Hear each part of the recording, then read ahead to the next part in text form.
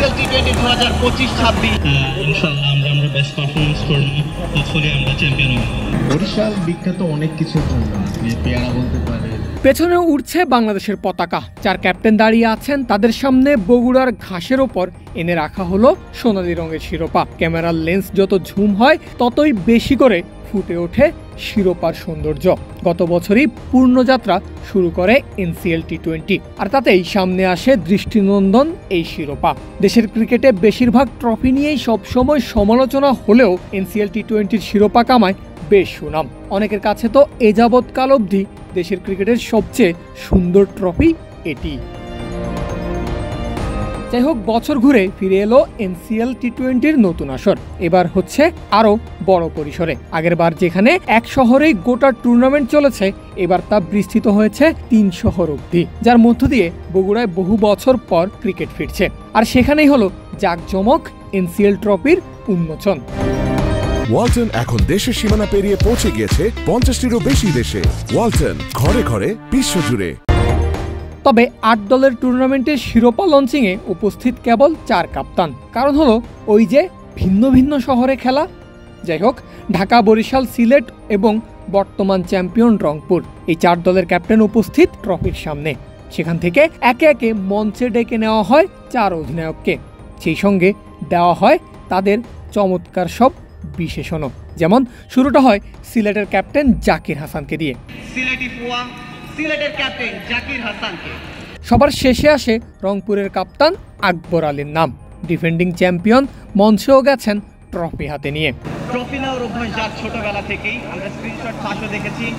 Mister Akbar Ali রংপুরের সাওয়াল, এবং তিনি আসবেন ট্রফি নিয়ে।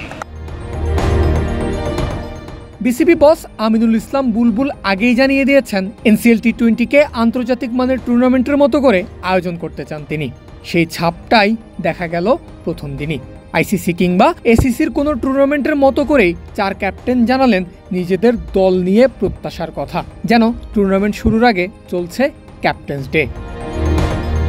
যে দর্শকদের যে আমরা সবাই সাপোর্ট করবা, ইনশাআল্লাহ আমরা বেস্ট পারফরমেন্স করব, হোপফুলি আমরা চ্যাম্পিয়ন হব।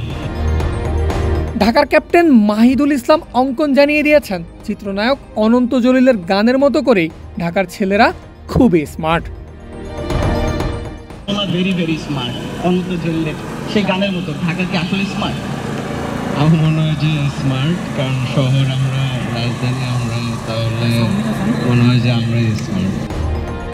বরিশালের ক্যাপ্টেন সালমান হোসেন ইমন জানালেন বরিশালের বিখ্যাত পেয়ারার কথা, সঙ্গে ট্রফি ছিনিয়ে নেওয়ার চ্যালেঞ্জটাও ছুড়ে দিয়েছেন আকবর আলীকে।